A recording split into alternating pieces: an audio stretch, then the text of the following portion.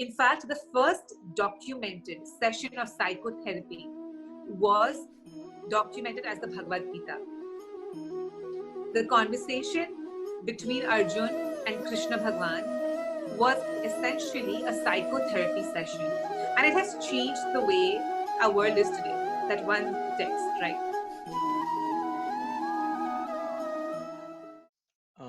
So we often see traditional and holistic medicine touted only in preventative and palliative care.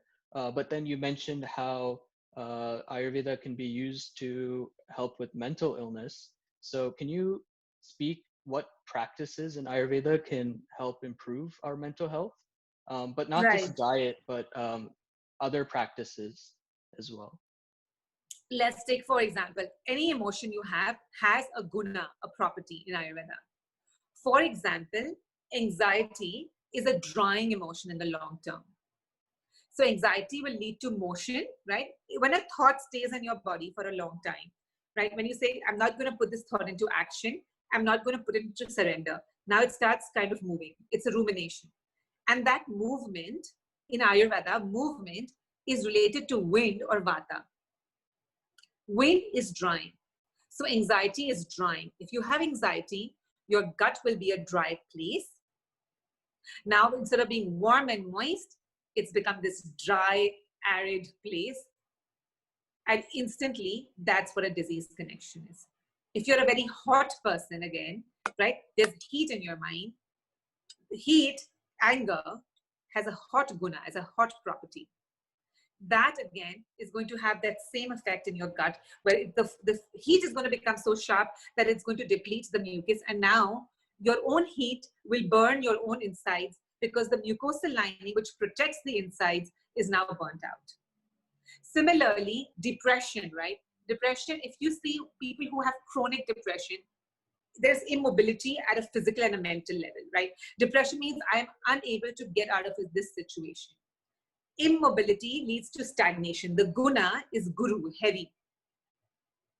So that builds mucus in your gut.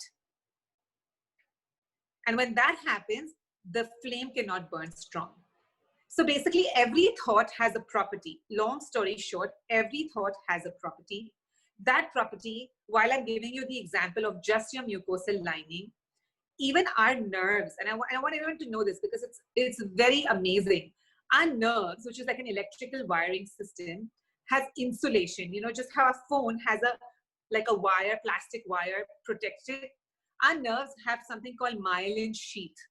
That myelin sheath protects our nerves, keeps our signals, our nervous impulses at a regular pace. When these gunas come in, when dryness comes in, it's going to dry out the myelin sheath. When anger comes in, it's going to burn out the myelin sheath. So everything you have in your mind, every emotion, has a physical corresponding action. The other example is when we feel sad in our mind, sadness is a thought, but a tear is produced in the gland. That is the effect of the chemical reaction, right? So that is how strong our mind is. Now, how does Ayurveda address some of these emotions? So I will tell you that even ahar is also a big part of it. There is food is also important. People who have a lot of dry foods, for example, automatically will run towards anxiety. I work with some models and actresses, and I see a lot of dry foods when you eat because your body has dried up, your nerves have dried up. Then there's anxiety because now your nervous impulses are not regulated. But one of the first things that we do in any kind of usually anxiety or anger related mental problems is something called abhyanga. Abhyanga, or self-oil massage on a daily basis, is one of the most regulating things for the nervous system, right? Which is before you go for a shower, before you do your exercise, is to, put, for most people it's sesame oil, but it can be different. If you have skin rashes, I would say don't just take that advice blindly. But for everybody else who's balanced, you put sesame oil, and then you can do a little exercise and then go for a bath. That's very grounding to your nervous system.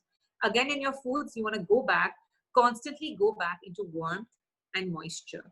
Eating warm foods, eating moist foods.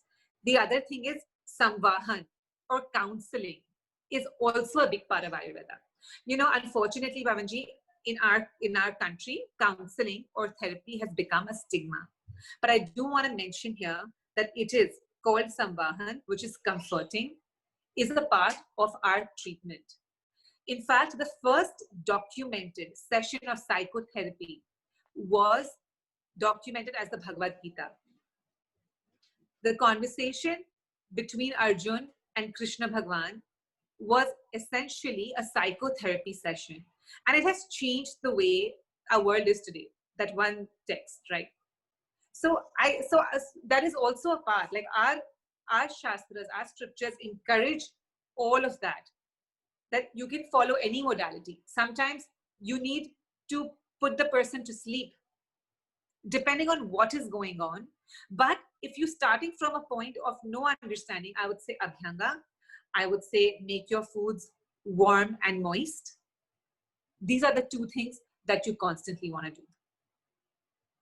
And of course, sleep.